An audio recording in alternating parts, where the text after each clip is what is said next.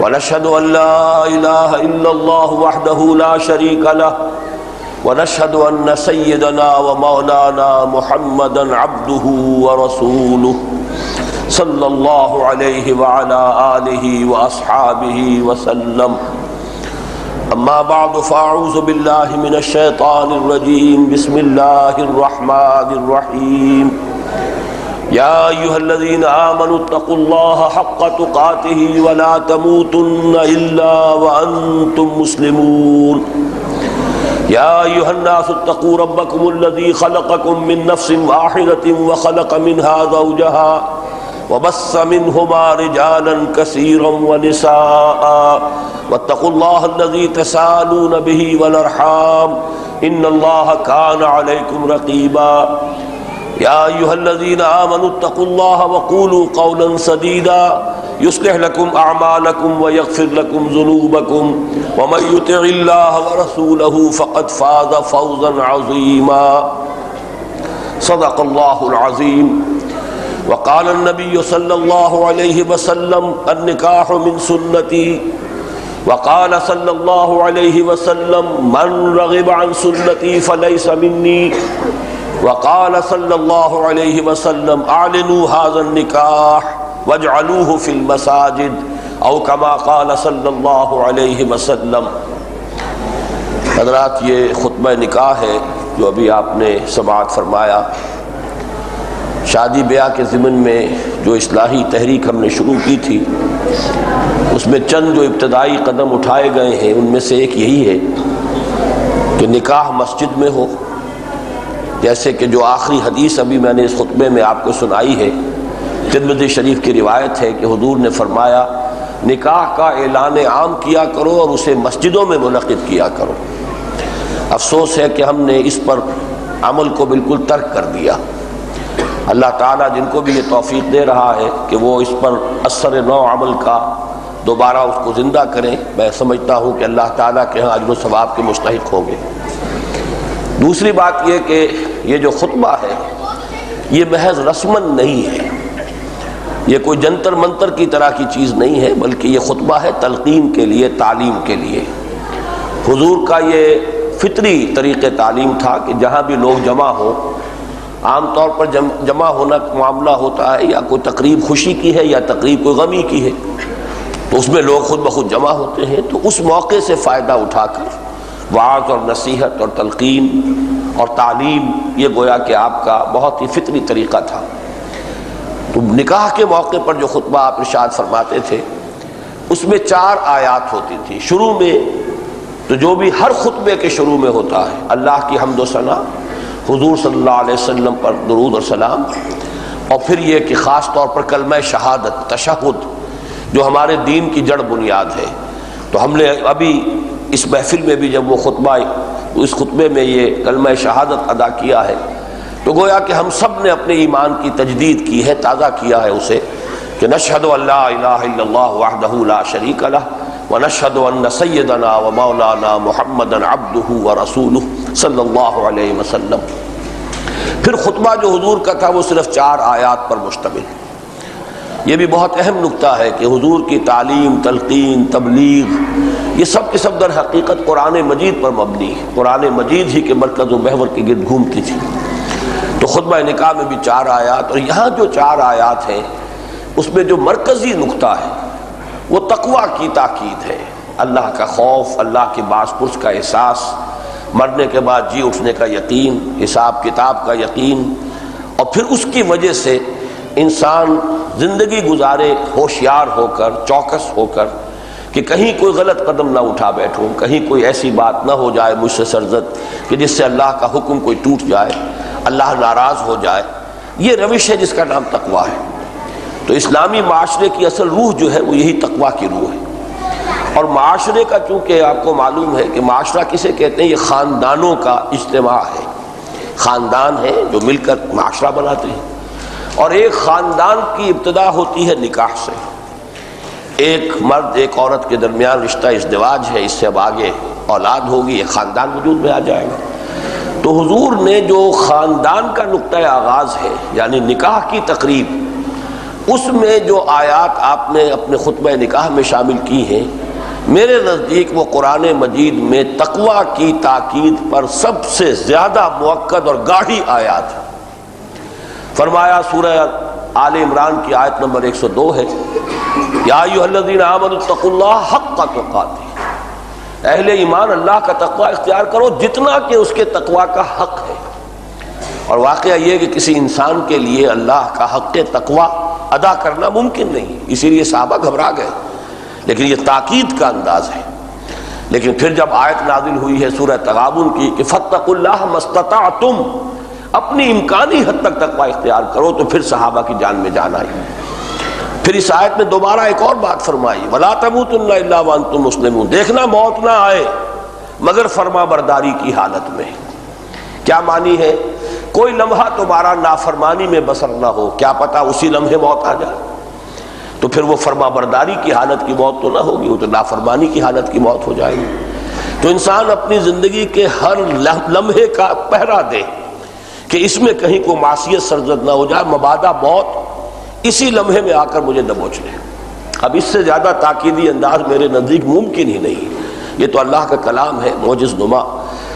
اس کے بعد دوسری آیت میں 2 مرتبہ تقویٰ کا لفظ آئے، یا ایھا الناس، اے لوگو، اتقوا ربکم، اپنے رب کا تقویٰ اختیار کرو، الذی خلقکم من نفس واحدۃ وخلق منہا زوجہا، جس نے تمہیں ایک جان سے بنایا، اسی سے اس کا جوڑا بنایا، وبث منہما رجالا کثیرا ونساء، ان دونوں سے پھر کثیر تعداد میں مردوں اور عورتوں کو پھیلا دیا، واتقوا اللہ الذی تساءلون بہ، پھر اسی ایک آیت میں دوبارہ، اور اللہ کا تقویٰ اختیار کرو جس کا ایک دوسرے کو واسطہ دیتے ہو۔ کوئی فقیر بھی مانگتا ہے تو اللہ کے واسطے مانگتا ہے، اللہ کے نام پر مانگتا ہے۔ کہیں جھگڑے ہو جاتے ہیں تو پھر آخری دلیل یہ ہوتی ہے اللہ کے لیے مان لو اور بات ختم کرو۔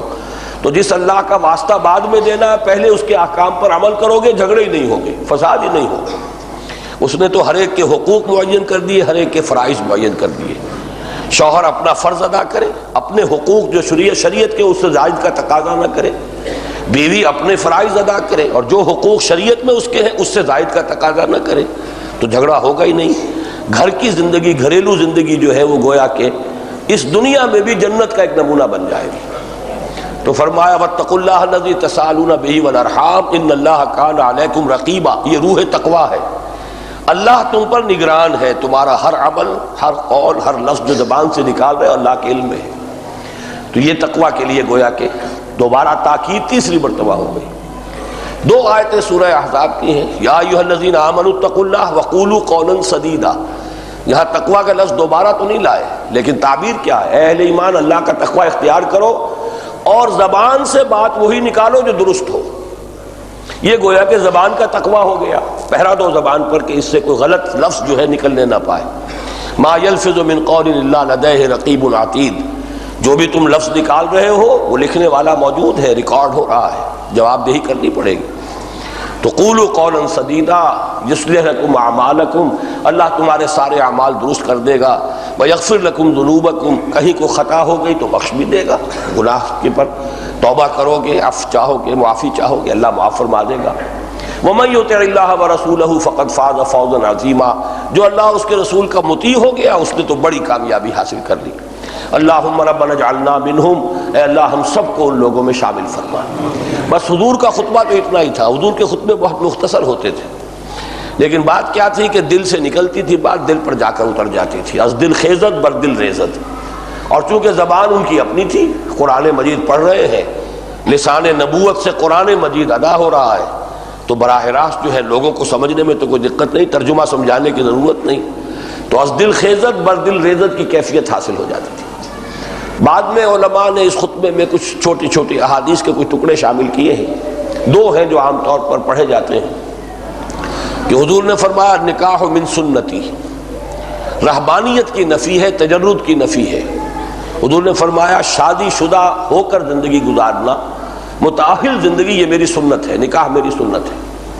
اس لیے کہ انسان اپنے کردار کی حفاظت کا ذریعہ بناتا ہے اس نکاح کو، جو جائز راستہ ہے، اپنی جو بھی ایک تقاضا اللہ نے رکھا ہوا ہے، بشری تقاضا، حیوانی تقاضا، اس کو پورا کرنے کا جائز راستہ اختیار کرو تاکہ ناجائز کی طرف تمہارا رخ نہ ہو، اس سے تم اپنے آپ کو بچا سکو۔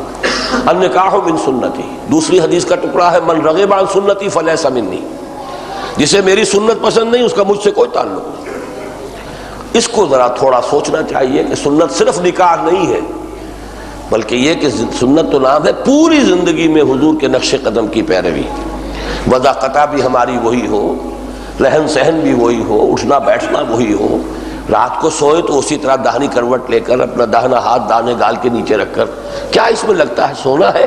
سونے کے لیے یہ شکل اختیار کر لی تو گویا کہ حضور صلی اللہ علیہ وسلم کی سنت کی پیروی ہو گئی۔ تو زندگی کے ہر نقشے، لیکن اس سے آگے بڑھ کر معاملہ ہے۔ حضور کی سب سے بڑی سنت کیا ہے؟ سنت دعوت اور سنت اقامت دین۔ آپ نے اپنی پوری زندگی لگائی ہے، توانائیاں، صلاحیتیں، قوتیں کس کام میں لگائی؟ جائیداد بنائی، کاروبار جمایا، کیا کیا؟ آپ نے جو کچھ اپنی زندگی اپنے اندر تھا اسے کس کام میں لگایا؟ اللہ کے دین کو پھیلانا، اس کی دعوت، اور اللہ کے کلمے کو سربلند کرنا، اس کی حکومت قائم کرنا۔ اگر یہ ہم کرتے ہیں تب تو سنت رسول پر عمل پیرا ہے، اور یہ نہیں کرتے تو پھر باقی چھوٹی چھوٹی سنتیں جو ہیں وہ تو پھر دل کا بہلاوا ہے، وہ اپنے آپ کو دھوکہ دینے کی بات ہے کہ ہم بڑے سنت پر عمل کر رہے ہیں۔ سنت سب سے بڑی سنت وہ تو یہ ہے، کوئی لمحہ جس سے خالی تھا ہی نہیں، وہ ہے دعوت، تبلیغ اور اللہ کے دین کو قائم کرنے کے لیے جہاد ہے، قتال ہے۔ آپ میدان جنگ میں موجود ہیں، مجروح ہو رہے ہیں، آپ کے جسم مبارک سے خون بہہ رہا ہے، آپ کا دندان مبارک شہید ہوا ہے۔ تو اس رخ پر اگر ہماری زندگی نہیں ہے تو وہ تو پوری زندگی غیر مسنون زندگی ہے۔ جو پورا رخ ہی غیر مسنون ہے، اس میں آپ نے کچھ سنتوں کے خانے اور کچھ خاکے بھر لیے، رنگ جو بھر دیا، تو وہ اصل سنت نہیں ہے۔ ہاں اگر رخ وہ ہے تو پھر چھوٹی سی چھوٹی سنت بھی بڑی قیمتی ہے۔ پھر یہ کہ ظاہر بات ہے کہ عمارت مضبوط ہے تو آرکیٹیکچرل اس کا آپ بیوٹی کا انتظام کیجئے، خوبصورت بنائیے۔ تو عمارت ہی موڈی ہے تو کیا اس کے اوپر آپ نے اوپر جو نقش و نگار بنایا اس کا حاصل کیا ہے؟ تو اصل سنت ہے سنت دعوت اور سنت اقامت دین، جہاد، اللہ کی راہ میں تن من دن لگا دینا۔ اللہ تعالی ہم سب کو اس کی توفیق عطا فرمائے۔ اس سے آگے بڑھ کر یہ کہ نکاح کے موقع پر لڑکی والوں کے ہاں کوئی کھانا نہیں ہونا چاہیے۔ دعوت ایک ہی ہے اور وہ ولیمے کی ہے۔ بدقسمتی سے ہم دو ہی طرف سے غلط راستے پر چل رہے ہیں۔ جو اصل ہے تاکید ہے جس کی ولیمے کی، اس کا اہتمام نہیں ہوتا، اور یہ جو ہے نکاح کے موقع پر دعوتیں ہوتی ہیں۔ سنت یہ ہے کہ دعوت ایک ہے، لڑکے والے کے ذمے ہے، اس کا گھر آباد ہوا ہے، وہ اپنے اعزاء کو، رشتہ داروں کو، دوستوں کو شریک کرے اپنی خوشی میں۔ اس کی تاکید اتنی ہے کہ اگر جس نے اپنا گھر آباد کیا اس کے پاس کچھ نہیں ہے تو اپنے گھروں سے کھانا لے جاؤ، اس کے گھر میں جا کر بیٹھ کر کھا لو، سیلیبریٹ کرو، اس کی خوشی میں شریک ہو جاؤ، اس لیے تاکید۔ لیکن یہ کہ باقی اور کسی کا کوئی ثبوت ہی نہیں جو ہم نے اور کیا، وہ چونکہ حرام کی دولت بے تحاشا لوگوں کے پاس جمع ہے، مال حرام بود بجائے حرام رفت، وہ حرام کاموں میں جائے گی، تبذیر، اسراف، دکھاوا، ایک ہی نہیں 10 دعوتیں ہو رہی ہیں، اب یہ فلاں کی دعوت ہے، اب یہ فلاں کی دعوت ہے، اب یہ مہندی ہو رہی ہے، اور نہ معلوم کیا کیا وسمہ ہو رہا ہے، کیا ہو رہا ہے مجھے معلوم نہیں۔ اللہ تعالیٰ نے ان لعنتوں سے مجھے بچا رکھا ہے۔ بہرحال یہ ہے اصل میں کہ ایک اصول ہے، سنت سے آپ ہٹیں گے تو لازماً بدعات میں مبتلا ہو جائیں گے۔ تو یہ ساری بدعات ہے کہ جو ہمارے ہاں جاری ہے۔ اور چوتھی چیز جو ذرا بھاری پتھر ہے وہ یہ ہے کہ جہیز کا کوئی تصور اسلام میں نہیں۔ لڑکی کا بھی وراثت میں حصہ ہے، وراثت میں اس کا حصہ، اور اس میں قرآن میں آیا مما قل منہ او کثر، زیادہ ہو یا تھوڑا ہو، وراثت میں حصہ لڑکے کا بھی لڑکی کا بھی۔ بہرحال چونکہ ہندوانہ پس منظر ہے ہمارا، ہندوؤں میں چونکہ لڑکی کا حصہ نہیں ہوتا تھا، نہیں ہوتا، اب بھی نہیں ہے، لہذا وہ جب گھر سے رخصت کرتے ہیں تو وہ دے دلا کے رخصت کرتے ہیں، یہ وہ دان دہیج ہے ان کا۔ اسلام میں چونکہ جہیز کا کوئی تصور نہیں، وراثت میں حصہ ہے۔ ویسے ہی ہے کہ کوئی لڑکی کو ایک شخص دینا چاہتا ہے کچھ، آگے پیچھے کو دے لے، آخر پوری زندگی پڑی ہوئی ہے، لیکن یہ کہ عین اس وقت دینا، اس کا دکھاوا کرنا، یہ گویا کہ گندگی پر گندگی جو ہے اس میں اضافہ ہوتا چلا جاتا ہے۔ تو اللہ تعالیٰ جتنی بھی ہمت دے اس کے مطابق جو ہے ان چیزوں کو درست کرنا چاہیے۔ اب کھڑے ہو جائیے، کیونکہ آپ سب بھی اب اس نکاح کے گواہوں میں سے ہیں۔